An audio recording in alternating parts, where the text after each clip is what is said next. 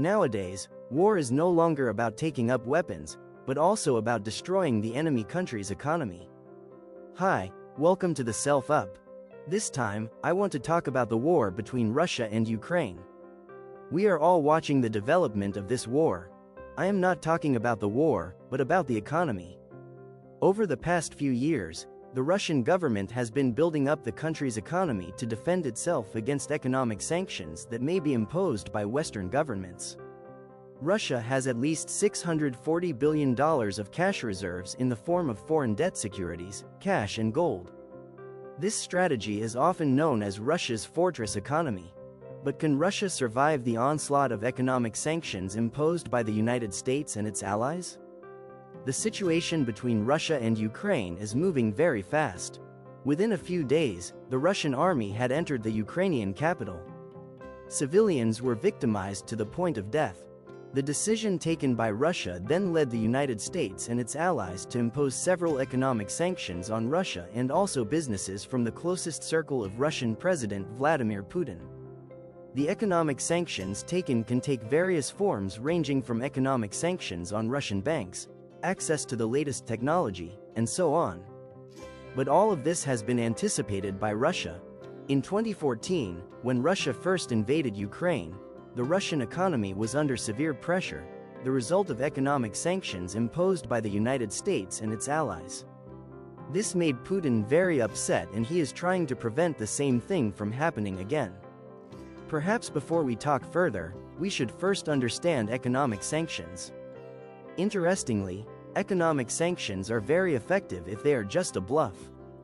Because when, for example, the United States and its allies impose economic sanctions, it can have a bad impact on them.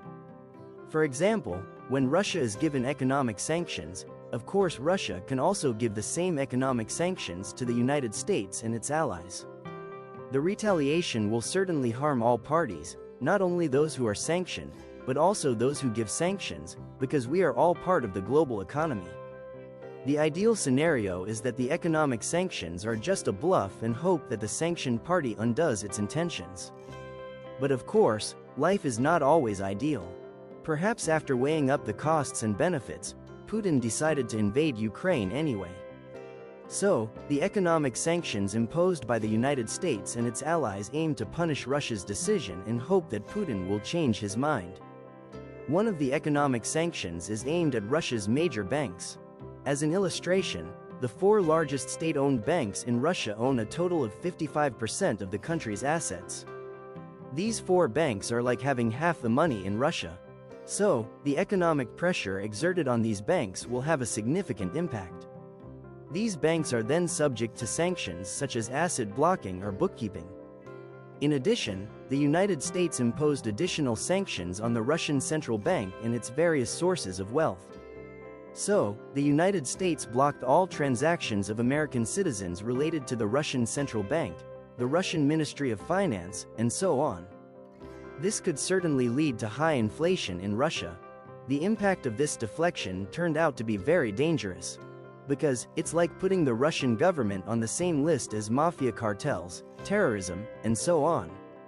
When the United States puts you on the list, it's like almost no country in the world wants to do business with you, because they are afraid that they will be given the same economic sanctions by the United States. As an illustration, the majority of banks around the world use US dollars in transactions. So when a bank in another country does business with a Russian bank using US dollars, it is in violation of economic sanctions and will suffer fatal consequences. The impact of Western economic sanctions is beginning to be felt. The value of the Russian currency has dropped significantly compared to the US dollar. In addition, the Russian stock market has been closed for 2 consecutive days and is likely to continue. But Russia predicted this.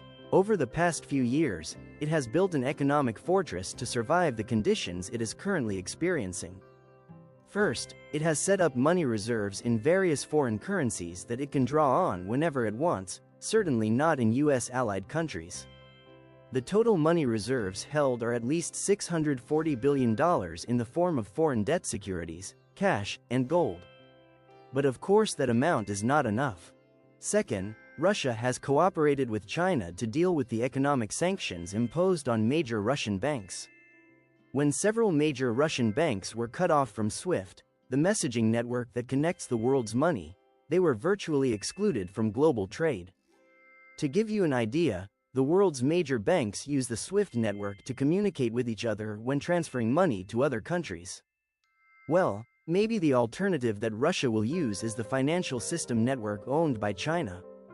Third, Russia is reducing dependence on foreign investment. Put more simply, Putin started to think about reducing debt. Whereas in the past many Russian companies borrowed money from Western countries, in the last 8 years, this number has been significantly reduced. But how to meet all the needs of Russian citizens without debt? This brings us to the last point, oil exports. This is Russia's winning card. Putin thinks that selling oil to the world market will make up for the shortfall. To give you an idea, Russia is capable of producing 4 million barrels of oil a day. Imagine if the price of oil is as high as it is now, of course Russia will get a lot of money every day. As an overview, almost all world oil transactions are denominated in US dollars or euros. This is why Russia still has access to the US dollar. It is possible that the United States and its allies could block Russia from selling oil to the global market. But this has a significant impact on all countries in the world. Apart from oil, Russia is also a natural gas exporter. To give you an idea, Europe is highly dependent on Russia. 40% of their natural gas and 25% of their oil comes from Russia. It doesn't stop there, there are other commodities that are crucial to the global market. Russia's metal exports account for 43% of the global total, including nickel, aluminum, and copper. All these types of metals are very important for global supply. Now, the question is, will all the economic defenses made by Russia be successful? Only time will tell. So, what are the conclusions? First, war is no longer about taking up weapons. In the past, wars were won by countries with the highest military capabilities, but now wars are no longer fought physically, but economically. Blocking and freezing assets are powerful weapons to destroy a country's economy.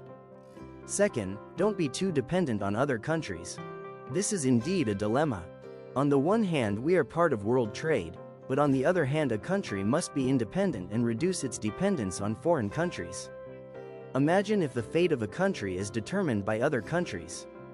Surely it will be very difficult for the country to grow. Third, economic sanctions are a double-edged sword. Although the United States imposes economic sanctions to get Russia to stop attacking Ukraine, it can have a domino effect that disrupts global trade. Please comment in the comments section what lessons you learned from this information. Thank you for watching. If you have any book recommendations for the next review, leave them in the comments.